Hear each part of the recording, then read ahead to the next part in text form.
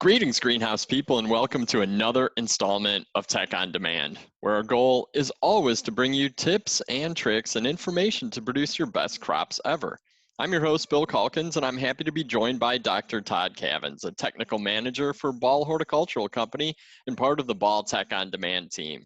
Todd, thanks for joining me today. You bet, Bill. It's great to be with you. So we're back to talk about at-risk crops and the inherent challenges with specific crops grown across North America. At-risk crops are the ones that you probably know well, plants that often come under pressure from specific pests and diseases. Todd's going to join us this time to focus on two of my favorite fall crops, cabbage and kale, in anticipation of you growing and shipping high-quality finished plants, using proven preventative strategies and protocols developed to minimize risk. So Todd, why don't you share your screen and kick us off with a quick overview to help the listeners and viewers avoid potential challenges with at-risk crops. And as a reminder, these are just the highlights. You can find a full overview presentation by Dr. Will Healy linked in the show notes.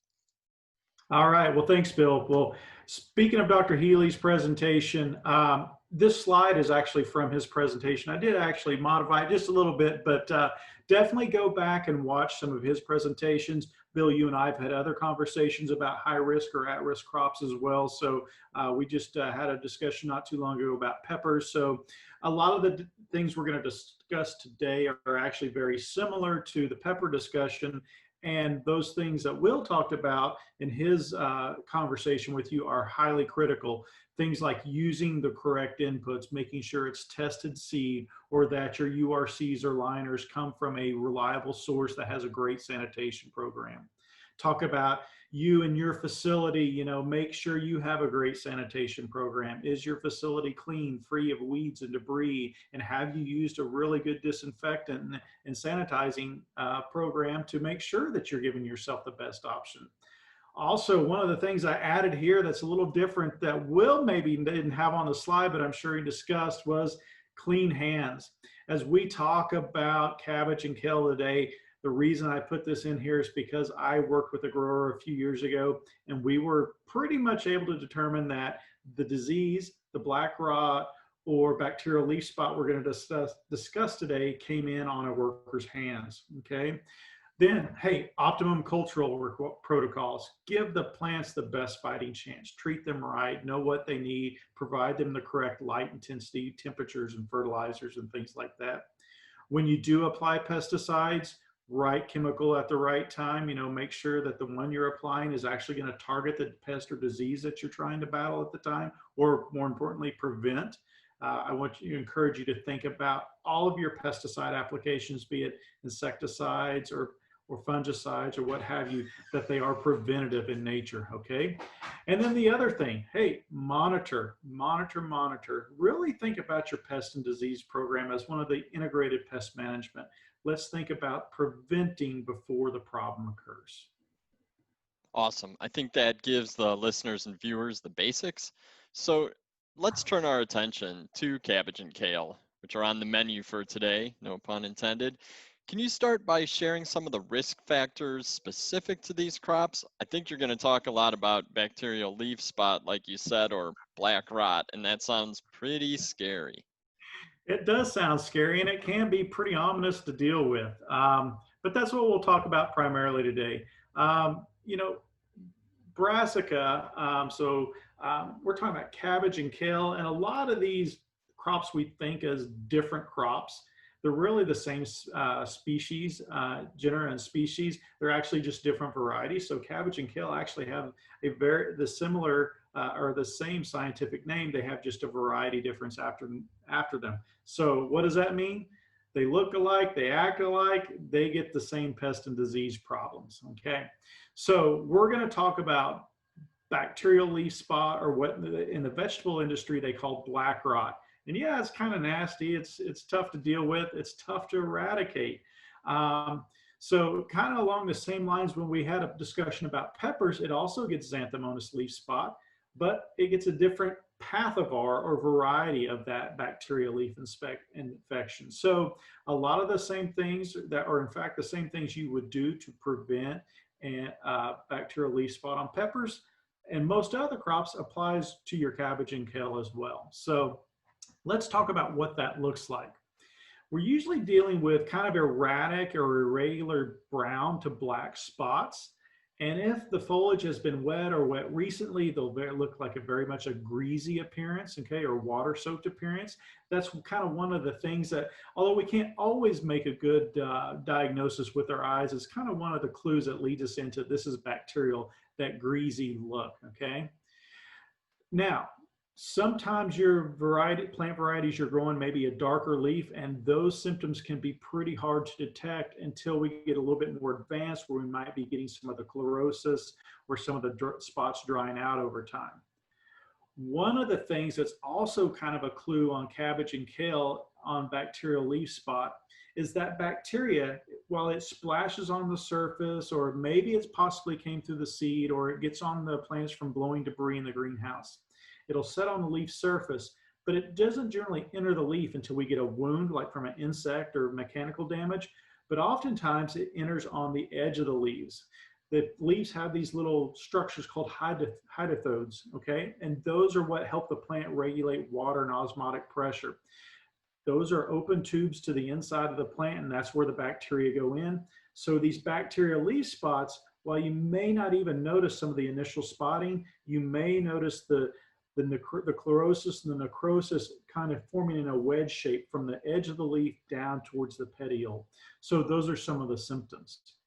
Let's talk about the source. I mentioned seed source. Okay, it can be a seed-borne disease.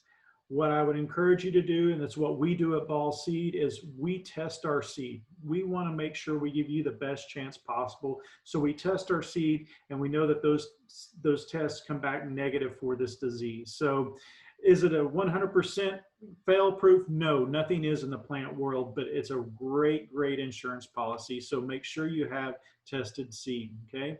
Debris in the greenhouse, I mentioned, clean, clean, clean. Sanitation is not just spraying a chemical, it's removal of debris. Splashing water, this is a big thing, especially for cabbage and kale. In a lot of parts of North America where this is popular, it's grown outside because of the favorable weather conditions and low cost.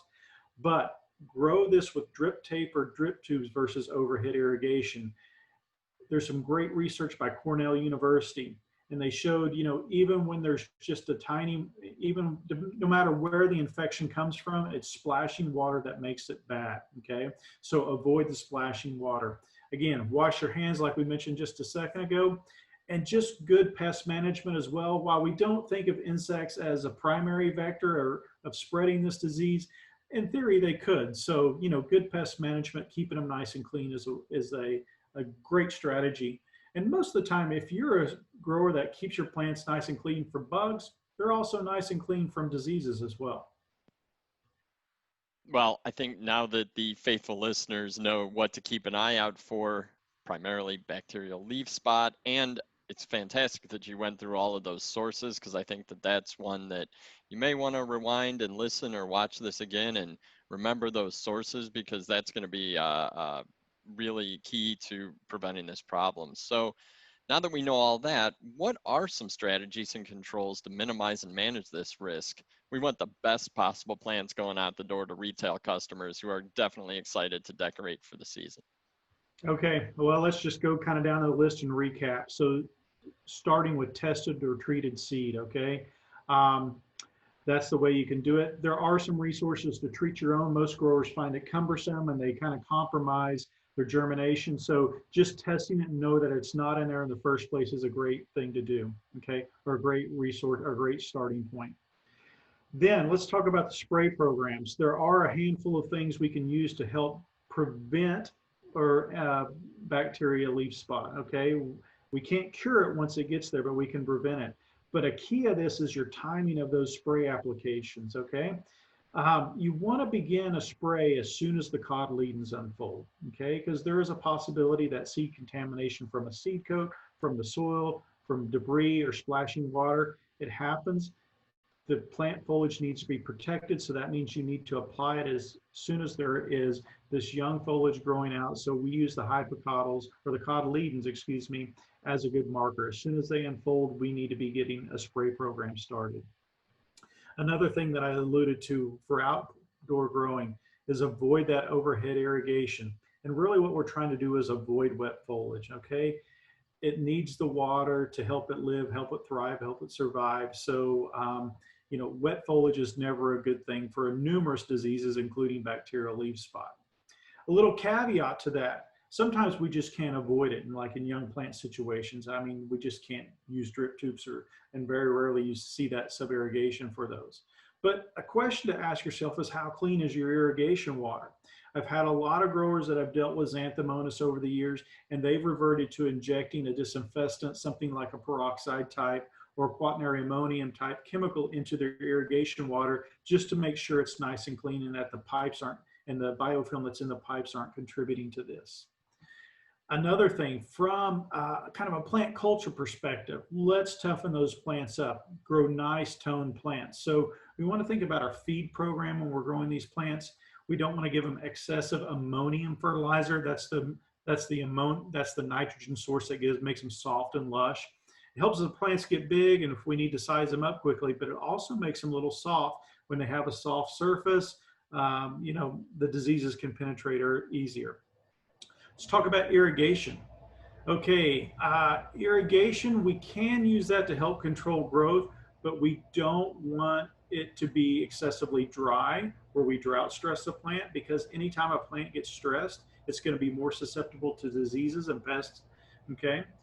Irrigation is also important because if we water the plants too much, too late in the afternoon, that contributes to a lot of excessive growth and that lush growth. So do your irrigation early, get the foliage dry. That's what we want to go to. And then of course with cabbage and kale, I'm talking about ornamental cabbage and kale here for this discussion, but you know, we do have plant growth regulators that are out there and available to us that helps give us a tone type plant that's a little bit more resilient out there, so to speak. So, okay, so those are some cultural things we can do. What about that spray program I talked about getting started early? Everything for bacteria's leaf spot that we're discussing is a preventative or a protectant, okay? We've got to stop it before it ever gets started. So think about that. It's early and it's preventative. Once we see it, it's too late. We're going to discuss a couple of different options that we have, but by far the number one product out there that is in our toolbox that's going to work most effectively are the copper sprays, okay? So we'll get back to those in just a second. So let me talk about a couple of other options. There are a lot of good biological-based fungicides, bactericides out there that have proven effective to help suppress bacterial leaf spot, okay? You know, some of them are bacillus, some of them are various other things, but they're these different extracts that can be applied preventatively. When you look at the literature, and some people have said, "Boy, I didn't have good luck with that."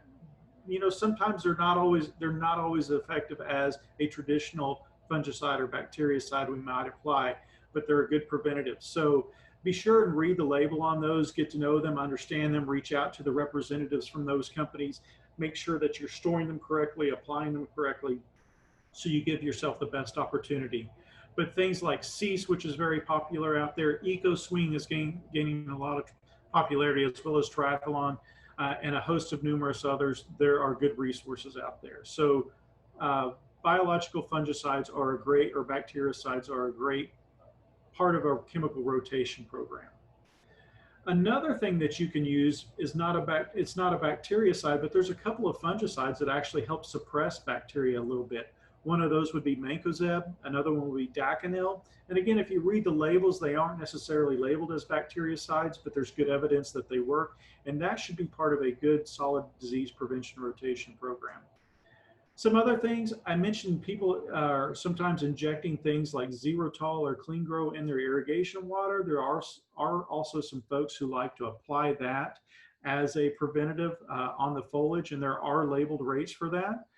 So that's definitely one you need to trial. You need to make sure you're comfortable with your water chemistry, the volume of application, the conditions at the time you apply, so you don't create any phytotoxicity. Okay, now, so those are a couple of other areas that we can use to help prevent this, but let's talk about the workhorse for us. And those are the copper fungicides or bactericide sprays. there's dozens out there on the market. Some of them are definitely labeled for our greenhouse side of the industry, some for the vegetable side of the industry. There's different kinds. There's copper sulfates, there's copper hydroxides, there's copper salts of fatty acids and octanoates and several others out there. I don't want to get too bogged down to all those different chemistries today, but just be sure you're using a good reputable product that has the appropriate label on it, because not all things are labeled the same. Just because it's a copper hydroxide, made for field crops, that may not be labeled appropriately for greenhouse crops. So definitely read and follow all your label information. A couple of extra things on the copper. Okay, much like I discussed earlier with the cotyledons unfolding, that's when we need to get the first application on there. Copper works as a surface barrier, okay, against bacteria.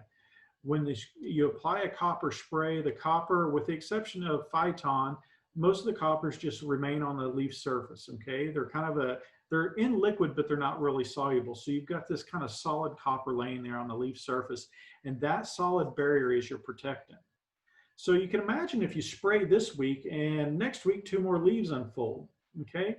Those new leaves are not protected. So that's why I want to encourage you to do a regular spray program where the new foliage is constantly being protected. And that's where you might want to go through a series of 2 or 3 or 4 of these possible, bacteria prevention products out there to get a good rotation, so you can apply them regularly. We can prevent any resistant problems, and we can reduce our possibility of phytotoxicity. Another thing, speaking of phytotoxicity, that's on coppers, that I've heard from growers from time to time that they just didn't like them. They felt like they've got a lot of phytotoxicity from them, and that is possible. So again, read and follow those labels. But one of the things you may not be aware of is copper. Most of those coppers are insoluble coppers, and they're not made to be soluble. They're made to just sit on the surface and not penetrate. But some water qualities, if your water is slightly acidic, it could solubilize the coppers, and that could be causing the phytotoxicity. So be sure and understand your water chemistry, your water quality. Usually we want a little bit of acidified water for most of our pesticides and plant growth regulators. For coppers, that may not be the best choice. Also, drying time is critical.